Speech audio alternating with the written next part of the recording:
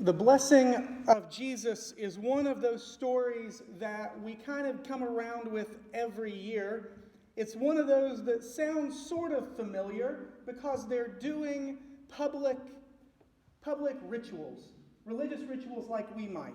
They're blessing a baby. They're celebrating together. They're lifting up the customs of their time. And I think there are many of us when we're walking through a parking lot that think, sacrificing a couple pigeons sounds like a good tradition to bring back. We get a couple of unexpected characters in this story, Simeon and Anna. There should be in this tradition grandparents there.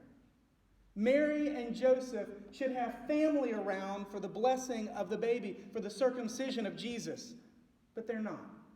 We've talked in the past about where the family's missing in the Christmas story. Where's the rest of the family around this young couple? And this is one of those texts that still begs that question, and we don't know.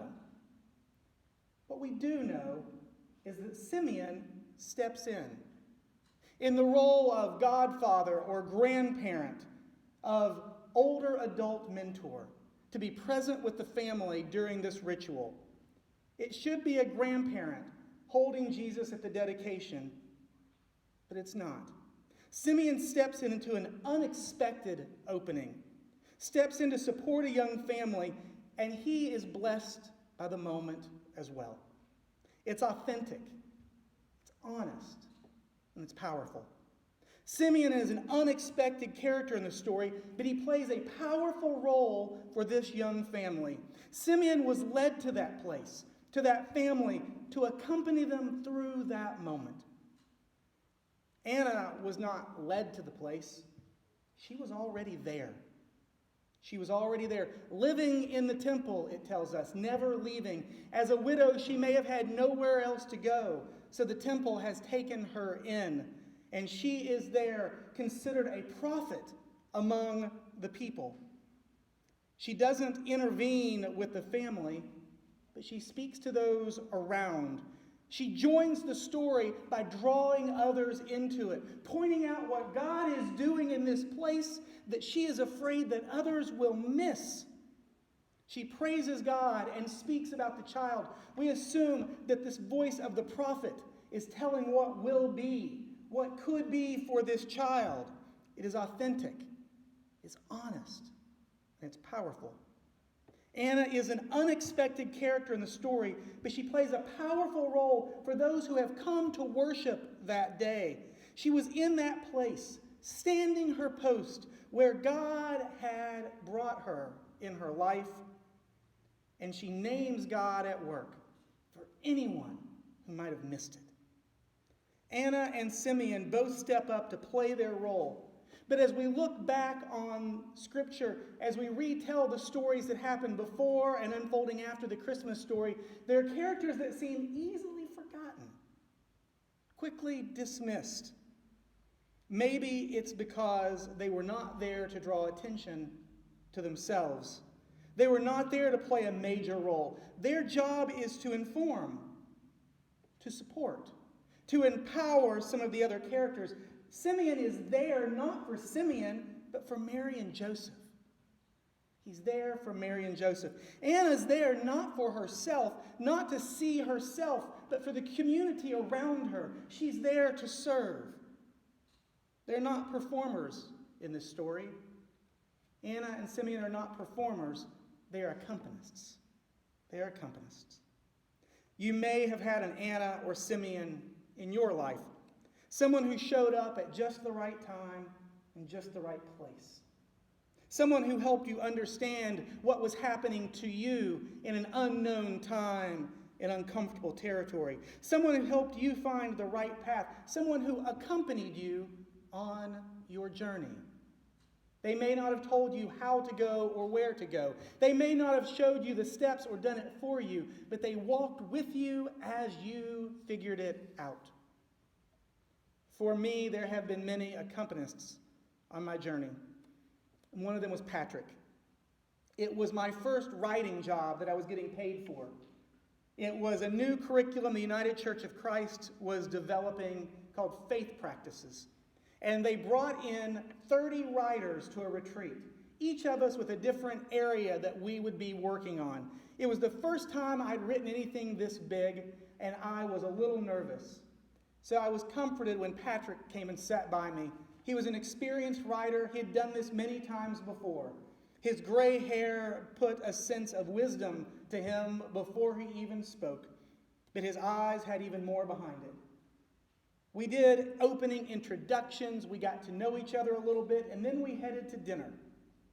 He sat next to me at dinner, and he could have given me advice about writing. He could have given me advice about being the younger person in an experienced team. But instead, he said, "So how bad is your ADHD anyway?" Big jerk. I'd never been diagnosed. It's not an idea I'd taken seriously. It was a joke among friends. You know, Lee's ADD floating around out in outer space. "Oh, welcome back to the conversation, Lee." It was a joke. And he's asking me how long I've been dealing with this diagnosis. Big jerk. Patrick explained that he was diagnosed as an adult, much later than he wished he had. He told me everything he had lost in his life because he didn't understand what he was dealing with. He told me that he saw something familiar in me. In his words, "I want to give you a head start, Lee. More years with the tools you need than I had." More years with the tools than I had. He spoke to me a few times that week, recommended books, suggested some coping skills, encouraged me to get tested. I remembered some of what he said. I wasn't really good at paying attention. I haven't spoken to him much since then, but in that moment, he came alongside of me. He helped me navigate an unknown challenge that I didn't even see present. He accompanied me on the first steps of a very important journey. After the retreat, after I got back home, and after I finally remembered the name of the book, and after I finally remembered to order it, and then after I finally remembered I had the book and that I could read it, I did.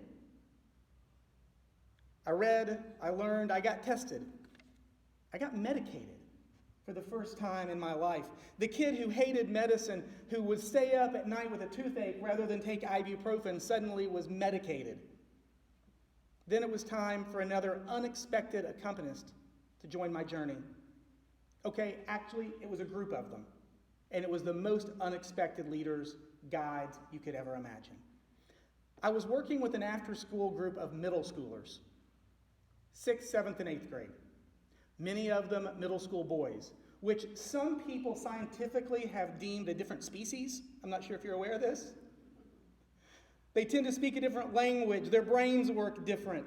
They're not always attentive to what's going on around them, and they're one of the most highly diagnosed populations in our nation. I was the main leader for this group, and one of our traditions each week was highs and lows. We shared the best thing since we had met and the worst thing that had happened since we met the week before. It was a listening exercise. It was to practice attentive listening to each other and to stay connected. The rule was you didn't talk when someone else was talking. There was no advice. There was no cross-talk across the room. We simply listened to each other's highs and lows. I tried to always participate honestly with them. Let them know that I was a real person too. And so I said, my high this week is that I was diagnosed with ADHD. My low this week is I was medicated for ADHD. And I'm still not sure what to do with it. At this point, the group completely broke tradition. Everyone then began sharing their high, their low, and then their advice for Lee. I almost stopped them and reminded them there was no crosstalk, no advice, that this was just listening, but I let it go. And I heard them say to me, here's my high, here's my low, and be careful, most of the meds, Lee, are appetite suppressants. You can't forget to eat.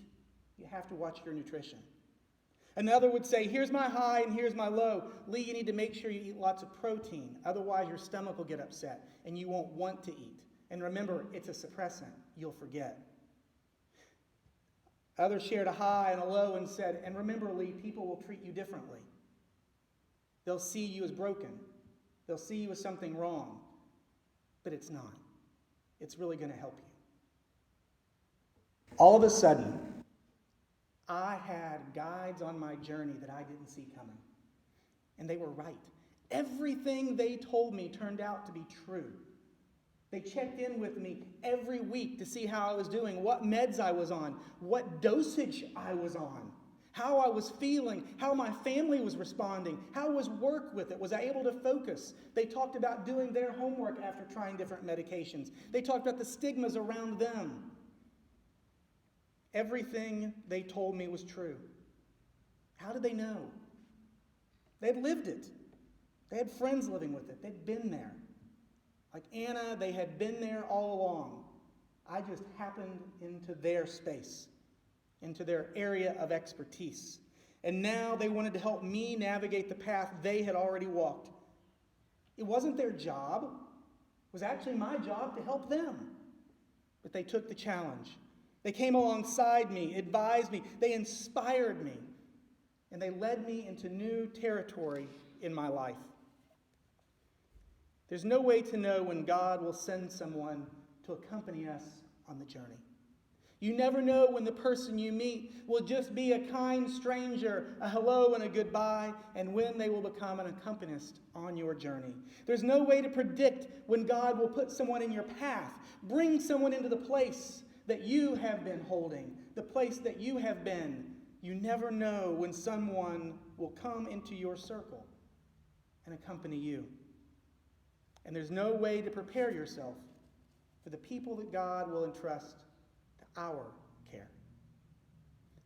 Sometimes we will be led, sometimes we will be guided, and sometimes we will be called to be present for others.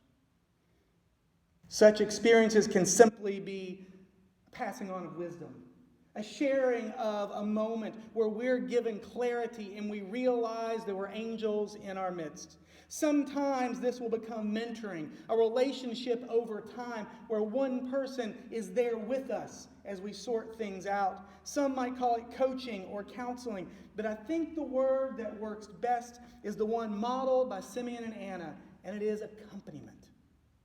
Accompaniment. Like a pianist supporting a soloist, or the soundtrack below a singer, there's an accompaniment. Like an old man supporting a young couple through a special moment. Like a longtime church member naming God at work for those who are new in the community. Like a group of youth sharing what they know to be true and turning out to be prophets in our midst. I think the word that describes it best is accompaniment. Because it's not about the one serving, but who they serve. It's not about drawing attention to the one serving, but to the Lord they love. The world cannot be navigated alone. Faith cannot be proclaimed in isolation. Life is not meant to be lived alone. We need others to come alongside. We need others to accompany us on the journey.